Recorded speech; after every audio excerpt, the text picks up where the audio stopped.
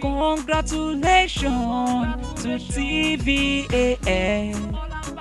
Ẹ kú ọdún o, àṣẹ ìṣàmọ́dún o.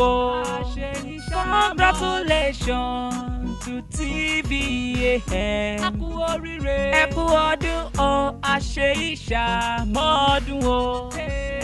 The Victorious Achievers Ministry. Ẹ kú ọdún o. Gbogbo ambassador pátápátá ẹ kú ọdún o. Ẹ kú àforítì, Ọlọ́run wá fún wa lérè o. Ìmọ̀ iṣẹ́ nìyàn. Lọ́lọ́lọ́run o, a ò ní fẹ́ ìṣàṣe mọ́. Ẹ kú ọdún o, The Victorious Achievers Ministry. Ẹ kú ọdún. Látòrí president Ṣeun Fúnmijélà. Títí dórí gbogbo executive pátápátá o. A kí yín o, ẹ kú ọdún o.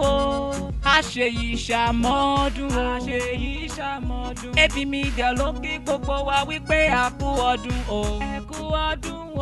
Àṣẹ ìṣàmọ́dún lọ́lá Olúwa.